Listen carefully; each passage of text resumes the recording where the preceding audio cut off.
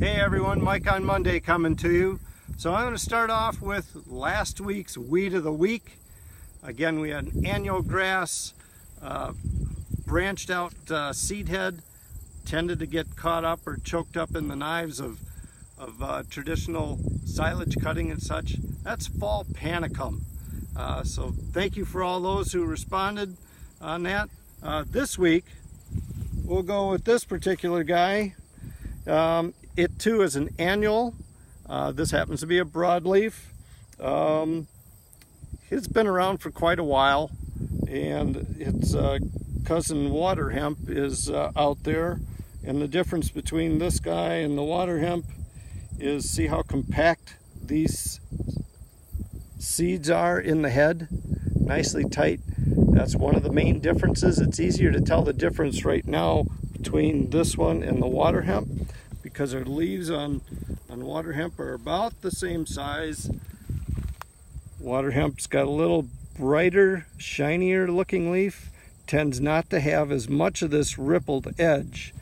Again, so this is our Weed of the Week, broadleaf, annual, pretty easy to take down with traditional chemistries and such.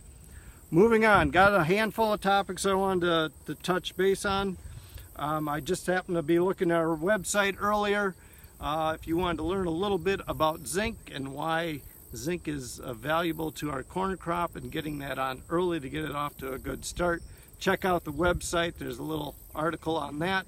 And what's kind of neat is that Cropland is one of the few companies out there that actually puts zinc in the seed coating to help us out with some of that early start on that. But check that out.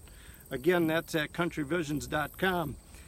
And next thing, wheat seed germ. Dr. Conley was looking at some data that is coming through, that he's seeing that if you're looking to try and use some of the wheat that you harvested here this past season, that he's finding very low germs in a number of cases. So if that's what you're looking to use for this fall, test it, test it, test it. Make sure that you've got live seed out there, that you're not wasting your time planting something that's already dead.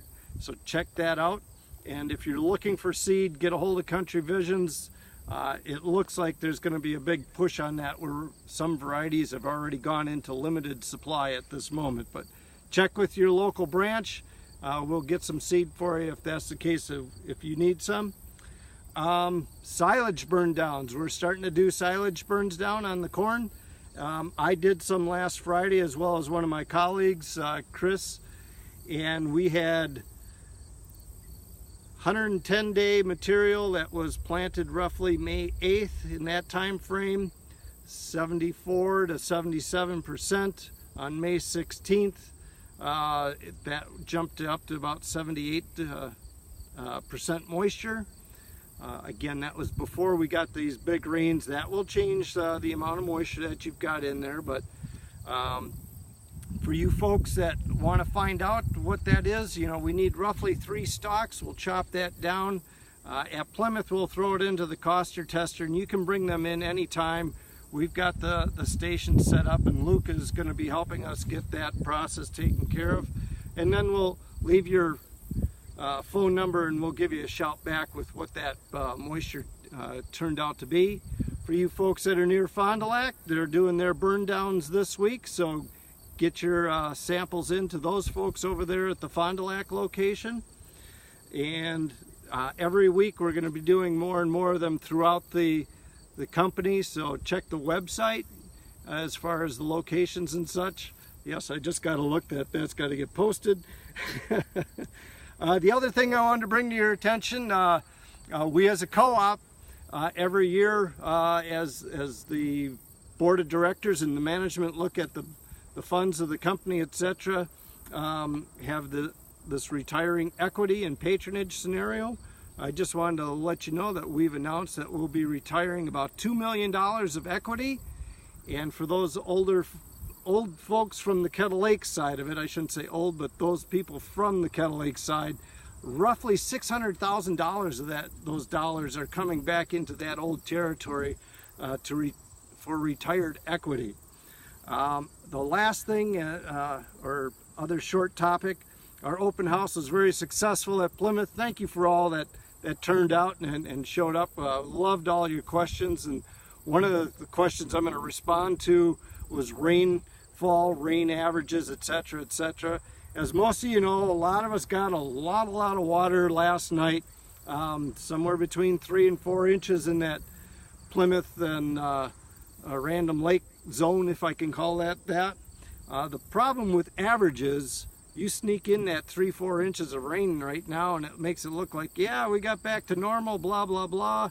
The problem is our crop needs it at certain times to get maximum yield out of it, and when we miss those windows, there's no catch up in a lot of cases. Those are critical times that we have to have enough moisture to support that crop.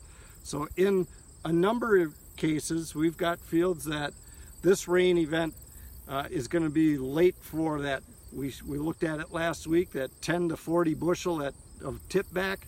That's primarily gone. It's not coming back. There's no fix on that side of it. But again, a helpful rain in a number of cases, but we'll be having to move forward with it.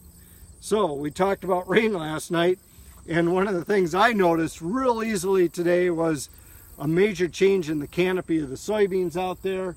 If you pan out, you might be able to see some depressions out here. Again, not necessarily from hail, but my climate did give me a couple of warnings to go check some fields for some hail, potential hail that fell last night. But the other thing that we started noticing last week is that the beans are starting to slow down. We could see the wheel tracks from the sprayer a little bit more again, and really this plant is starting to reach its maturity. Not that it's completely done, but it's not growing as robustly as it had been a couple of weeks ago, so that change is now coming into it. The other thing that we started noticing a little bit last week was some diseases. So in this particular field, as we were just walking around on the edges and such, we came across these plants here. I'll put it here, maybe that gives you more distinction in colors and whatnot. But here you have a few plants scattered throughout. Again, that it just looks like it stopped and died. And what we have in this case is a root system that's failing due to Phytophthora root rot. One of the questions that I know was asked last week at the open house from a few folks was, how come some of the plants have disease and some of them don't? And in the case of soybeans and alfalfa, when we truly are talking varieties, you know, we're talking about this being a population of things that are very similar to each other.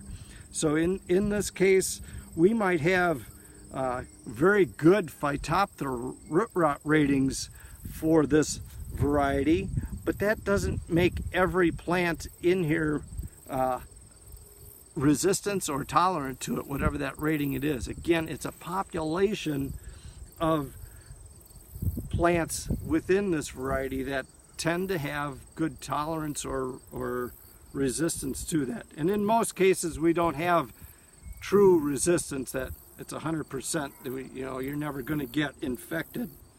So that's one of them. That's part of what's starting to poke through some of the tops of the canopy.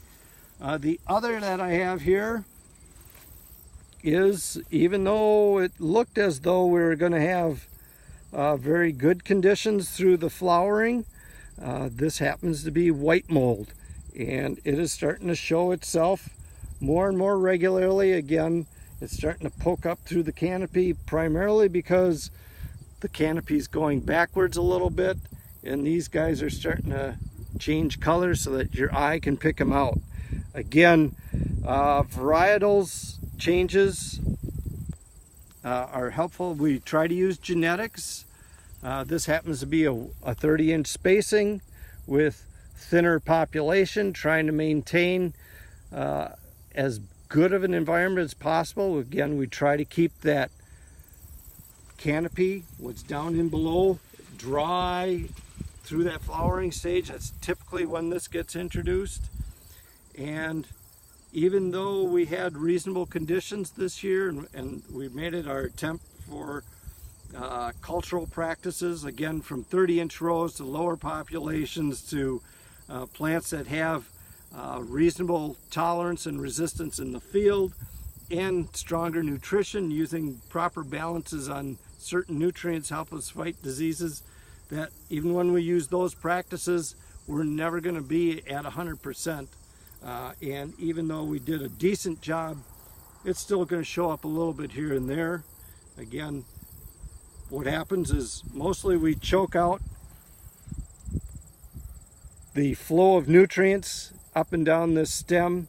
That's why you see these leaves dying off. They can't get the nutrients they need, etc. And eventually this plant just starts to fade away and dies early.